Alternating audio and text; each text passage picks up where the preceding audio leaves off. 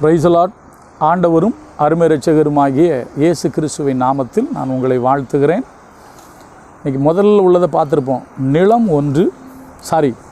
விதை 1 நிலம் 4. சரியா? முதலாவது வழி அருகே விதைக்கப்பட்டவர்கள். அது எல்லாமே மனுஷனை தான் சொல்லுது, நம்மளை தான் சொல்லுது. நான் அதை சொல்லிட்டேன். 2வது கற்பாறையில் விதைக்கப்பட்டவங்க. என்ன ரீசன்?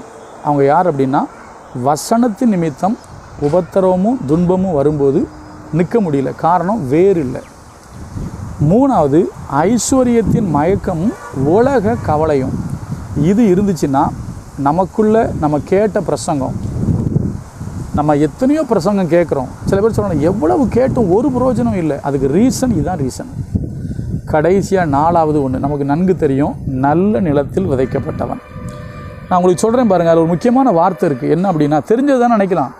தெரிஞ்சதுலேயும் நமக்கு சில தெரியாத காரியங்களை கற்று சொல்லுவார். சரியா? இப்போ பாருங்கள், அவர் சொன்ன அந்த வார்த்தையை பாருங்கள். மத்தேயு 13:23. நல்ல நிலத்தில் விதைக்கப்பட்டவனோ வசனத்தை கேட்கிறவனும் உணர்கிறவனுமாயிருந்து என்ன அடையணும்? உணர்வு அடையணும்.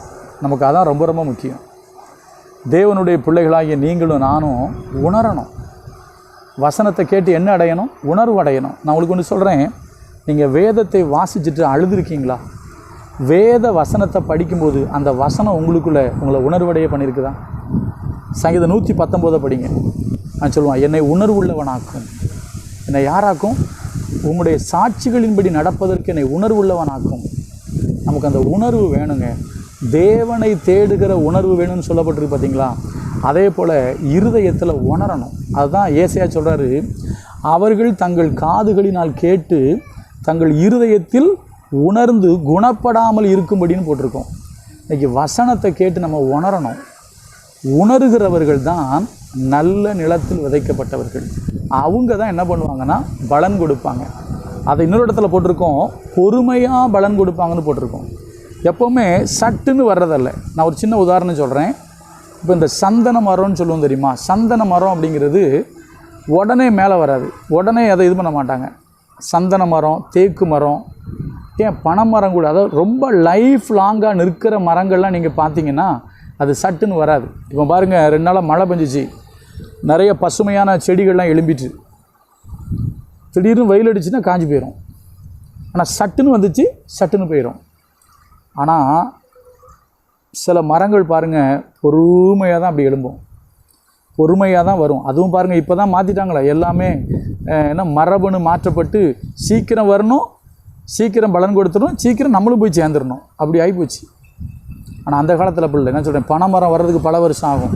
ஒரு தென்னை மரம் வர்றதுக்கும் அதுக்கு ஒரு பழமொழியே சொல்லுவாங்களே, என்னமோ சொல்லுவாங்களே, என்னமோ யாரோ எப்படியோ சாகுவாங்கன்னு தென்னையே வச்சவே பார்த்துட்டு சாவாங்க என்னமோ சொல்லுவாங்க. பல வருஷம் ஆகும், ஆனால் நிலச்சி நிற்கும். ஆண்டவருக்குள்ளே நீங்கள் வளரணும். பலன் கொடுக்கறதுக்கு கண்டிப்பாக பல வருஷம் ஆகணும். ஏன்னா இந்த நிலத்தில் விழுந்தவன், எந்த நிலத்தில் விழுந்தவன்? கற்பாறையில் விழுந்தவன் உடனே. சில பேர்லாம் பார்த்தீங்கன்னா சர்ச்சுக்குள்ளே ஒரு அற்புதம் நடந்த உடனே, சர்ச்சுக்குள்ளே வந்தவுடனே போயிட்டு நிற்பாங்க.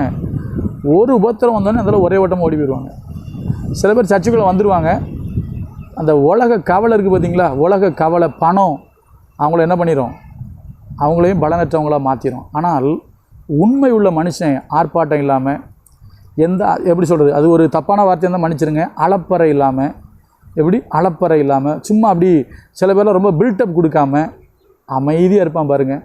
அவன் பொறுமையாக கர்த்தருக்கு உண்மையாக பலன் கொடுப்பான். ஆனால் அது லேட் ஆகும்.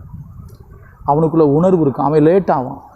ஆனால் அந்த பலன் கொடுக்குறவன் நிலைச்சி கடைசி வரைக்கும் கர்த்தருக்காக என்ன செய்வான்னா நிற்பான். நீங்களும் நானும் அப்படி தான் இருக்கணும்னு கர்த்தர் விரும்புகிறார். ஏன்னா இப்போ நான் ஆண்டோடைய கிருபையினால் ரட்சிக்கப்பட்டு 15/2/96 அன்றைக்கு ரட்சிக்கப்பட்டு இப்போ கிட்டத்தட்ட 28 வருஷம் ஆக போகுது. ஒரு விஷயம் சொல்கிறேன், நான் தாராபுரத்துக்கு வரும்போது 97 வந்தேன். இந்த தாராபுரத்துக்கு வரும்போது 97. அது வரைக்கும் நான் தலாவபணத்தில் இருந்தேன் ஒரு வருஷம். நீங்கள் பார்த்தீங்கன்னா 2005 என்கிட்ட கர்த்தர் சொன்னார், பிள்ளை வளர்ந்து ஆவியிலே பலன் கொண்டு தன்னை இஸ்ரவேலுக்கு காண்பிக்கும் நாள் வரைக்கும் வனாந்தரத்தில் குடியிருந்தான். 2004 அந்த வார்த்தையை சொல்கிறாரு, இப்போ நான் உன்னை வெளி உலகத்துக்கு அறிமுகப்படுத்த போகிறேன்னாரு. 2004 தான் தாராபுரத்தில் அதுவும் இந்த இடத்துல ஒரு பாஸ் இருக்கிறாருங்கிறது நிறைய பேருக்கு தெரியும். அதுக்கு வேறு ஒரு காரணம் இருக்குது. ஸோ அதுக்கு சமயம் இல்லை. அது கர்த்தர் சொல்லியே செஞ்சார், நான் உன்னை வெளி உலகத்துக்கு அறிமுகப்படுத்த போகிறேன் அப்படின்னு. அதே போல் கொரோனாவுக்கு முன்னால் நான் யூடியூப்லேயும் வரல, ஃபேஸ்புக்லேயும் வரல, எதுலேயும் வரல, யாருக்கும் தெரியாது. ஆனால் கொரோனாவுக்கு அப்புறம் இன்றைக்கி உலகம் முழுசும் இந்த மூஞ்சை வெளியே காமிக்க வச்சுருக்காரு. பொறுமையாக பலன் கொடுப்போம், சரியான சத்தியத்தை சொல்லுவோம். சில பேர் கேட்குறாங்க, நீங்கள் எங்கே இருக்கீங்கன்னு கேட்குறாங்க.